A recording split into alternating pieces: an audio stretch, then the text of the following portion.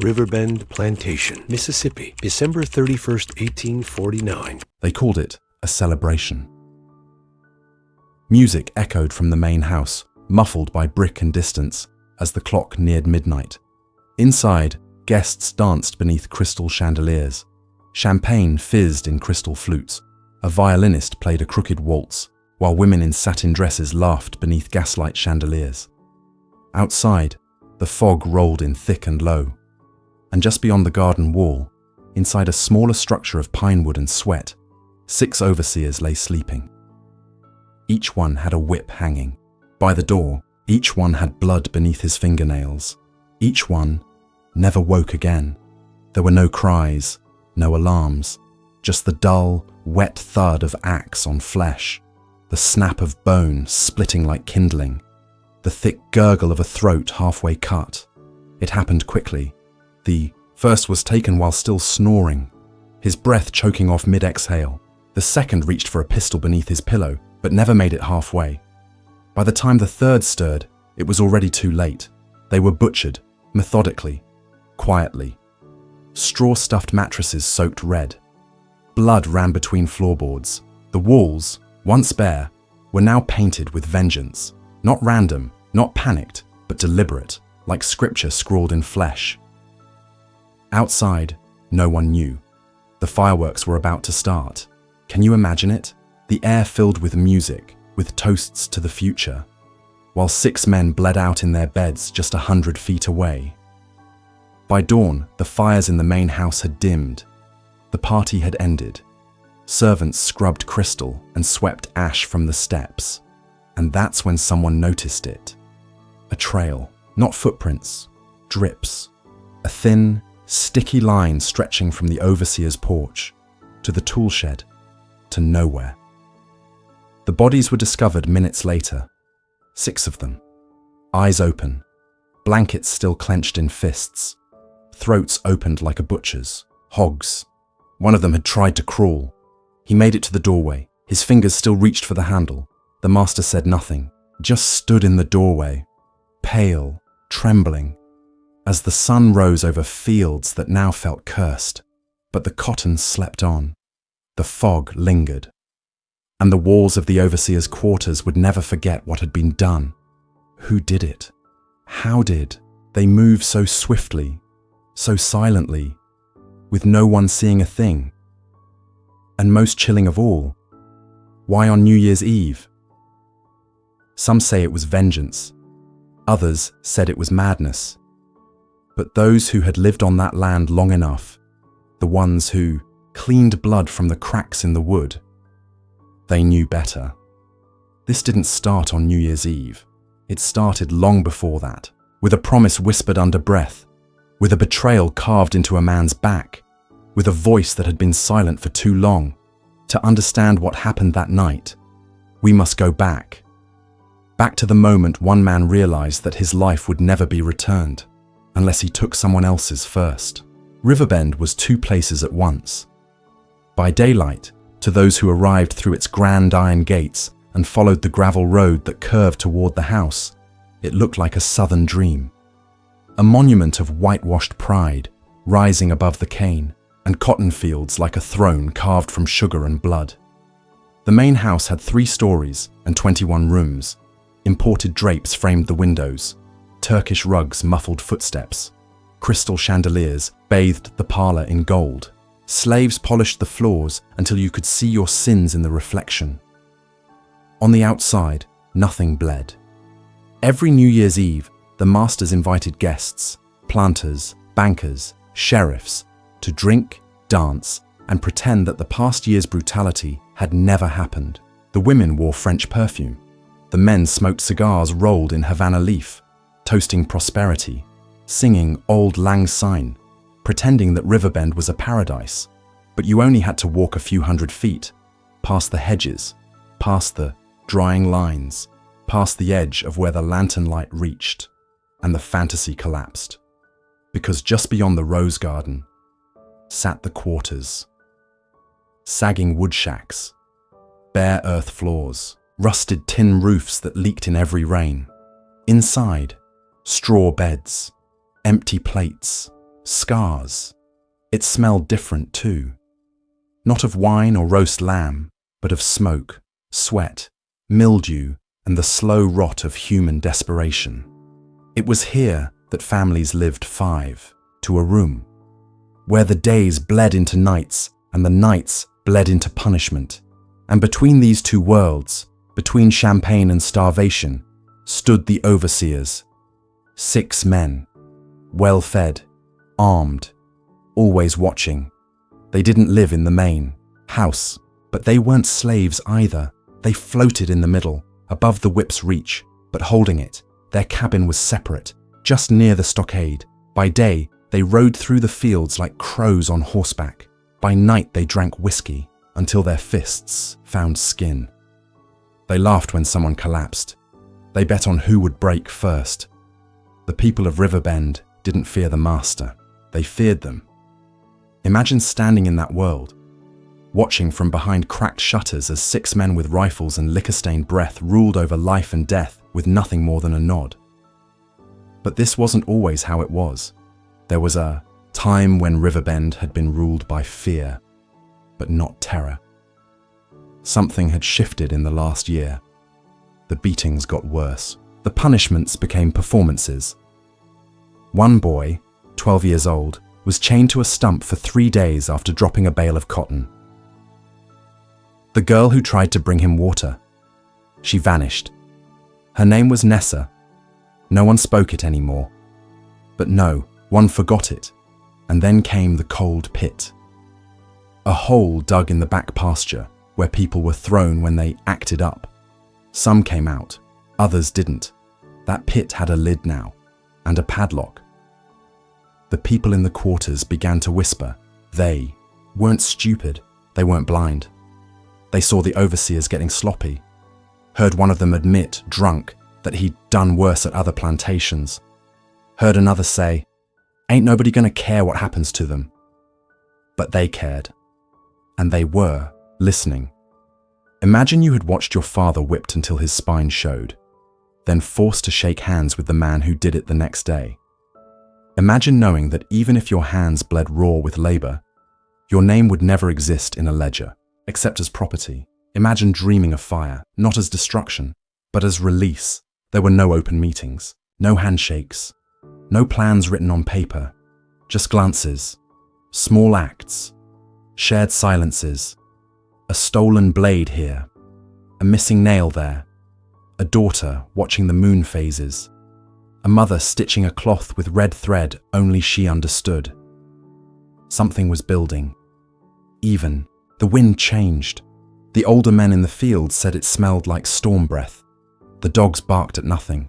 The children, usually silent, began to hum, and late at night, one woman stood outside the overseer's quarters, alone, and whispered just loud enough for the walls to hear, 6 before sunrise.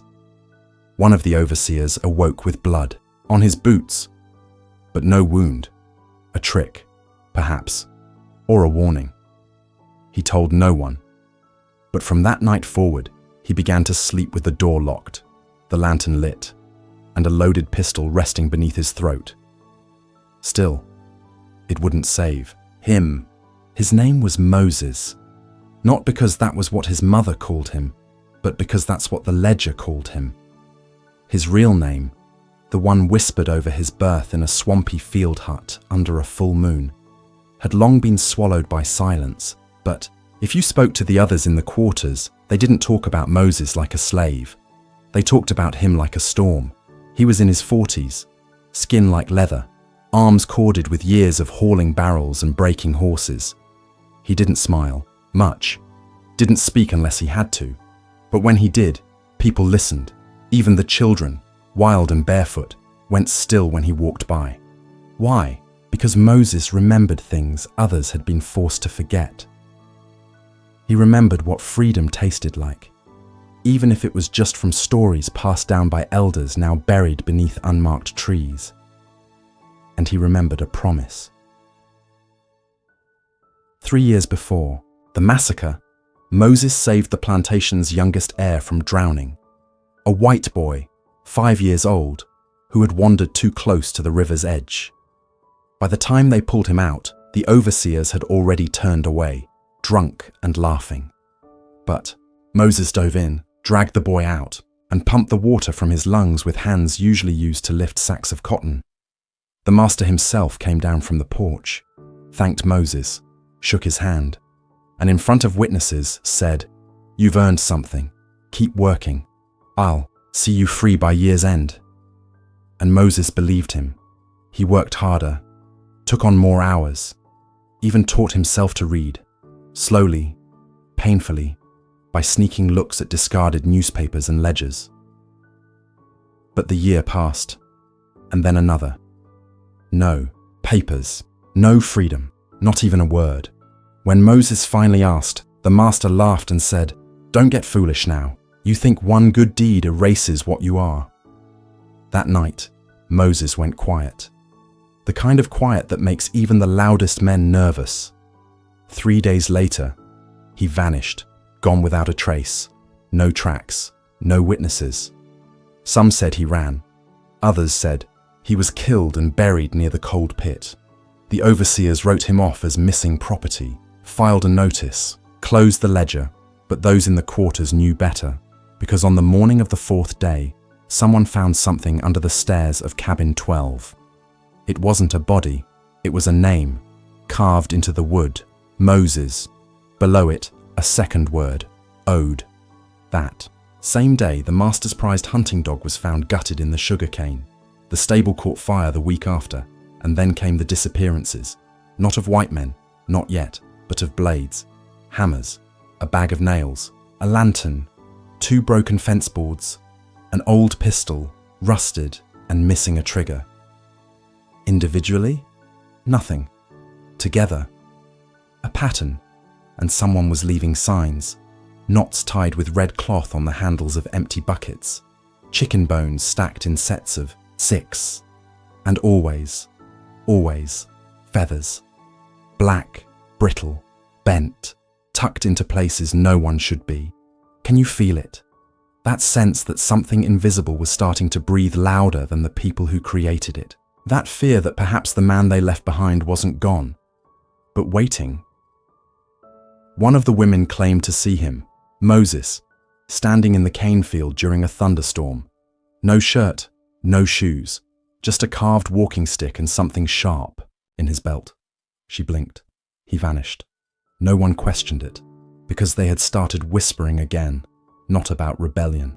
Not openly, but about balance, about cost, about what it meant when a man gave everything, even saved a white child's life, and was still shackled the next day like an animal.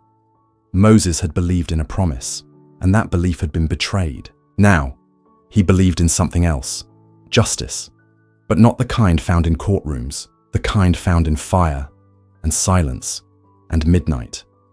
What happens when a man stops asking for his name and starts taking it back by force? The last time anyone saw Moses was 3 nights before the massacre. An old woman was collecting water near the edge of the trees.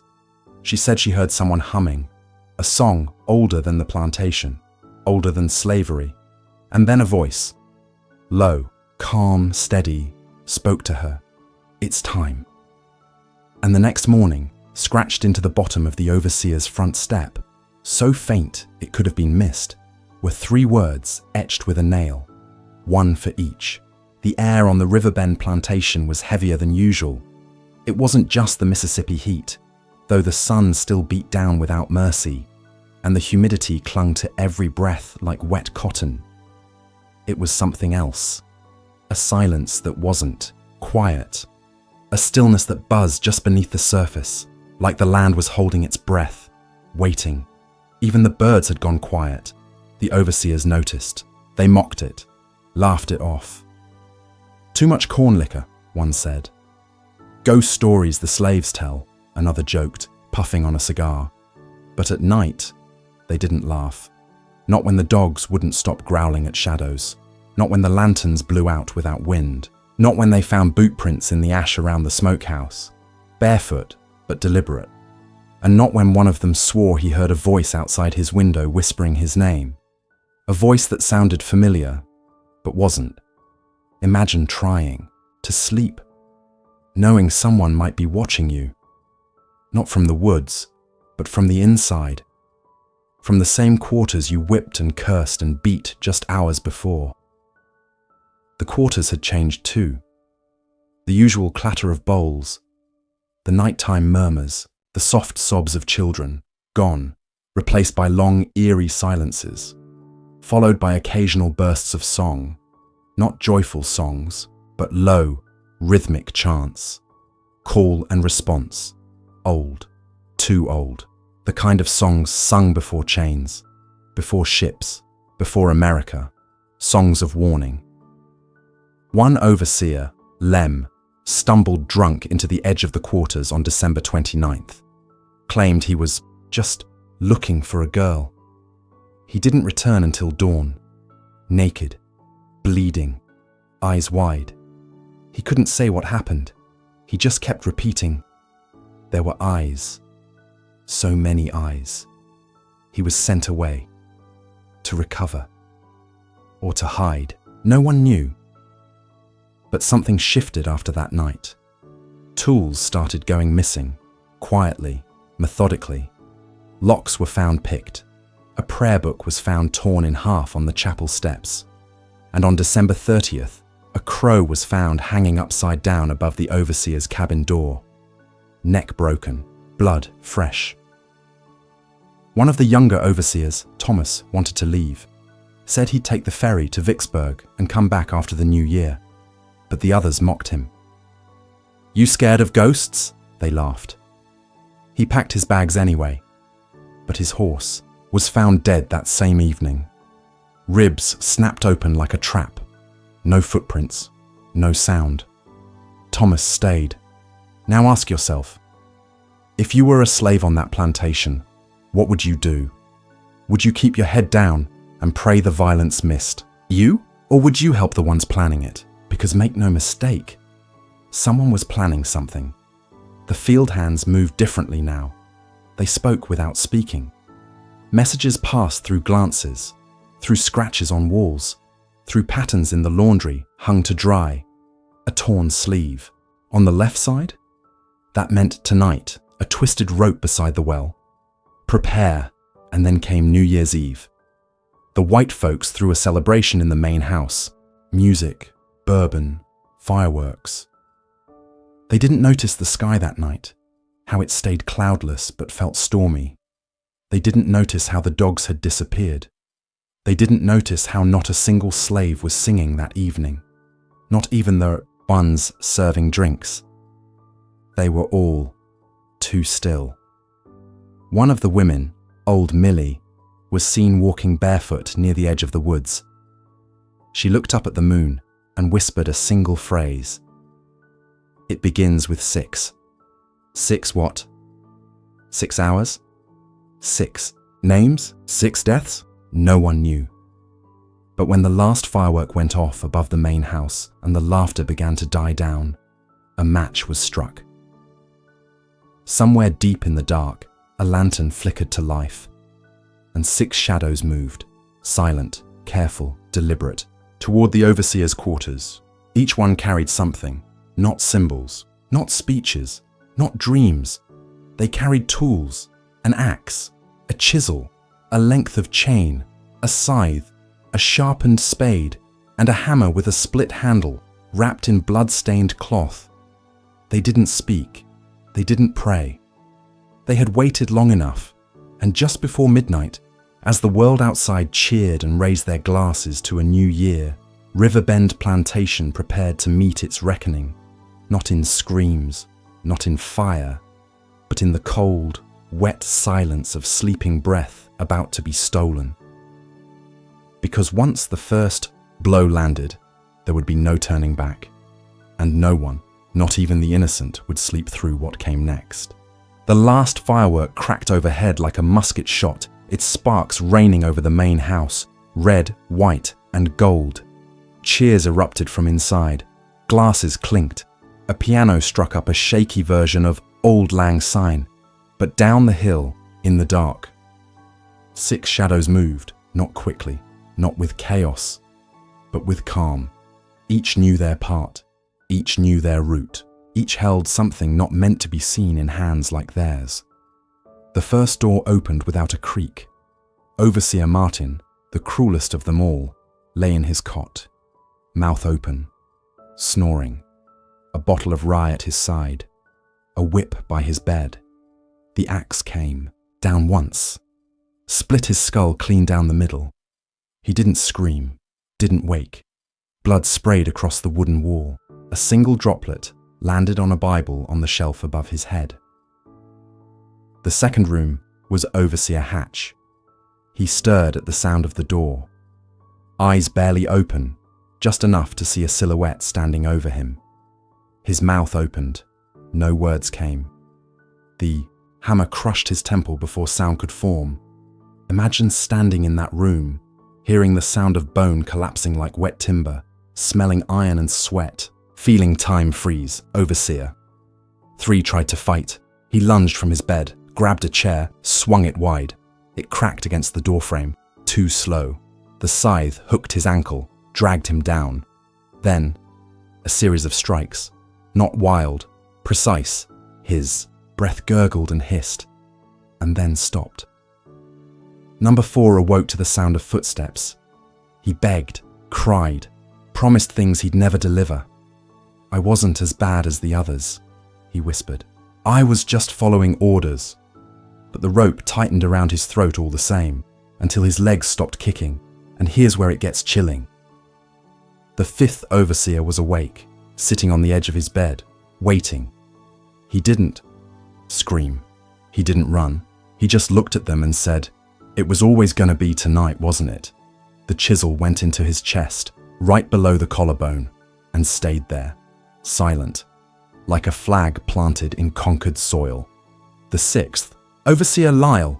He wasn't in his bed. He was in the corner, hidden, watching, holding a pistol. He fired, once, twice, missed both times. Then he ran, but the chain snapped out and caught his ankle, yanking him face first into the dirt outside the door. His head hit stone. He didn't move again.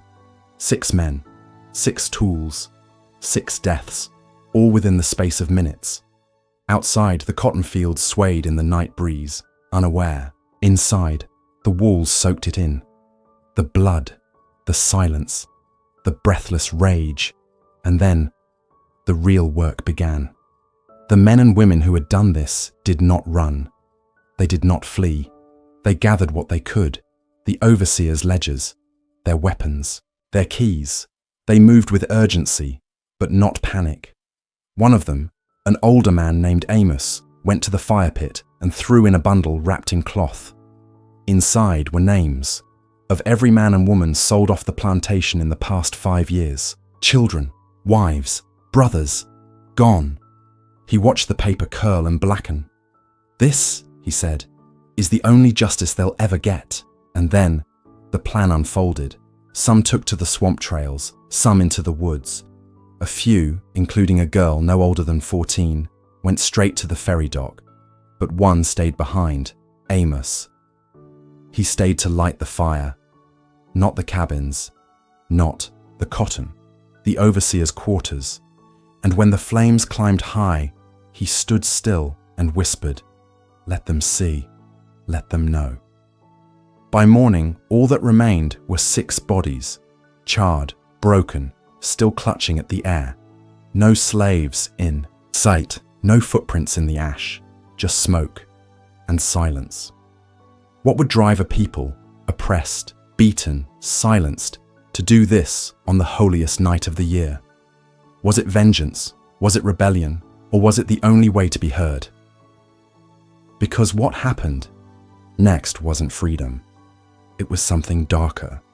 Something that would echo through the woods of Mississippi for decades to come.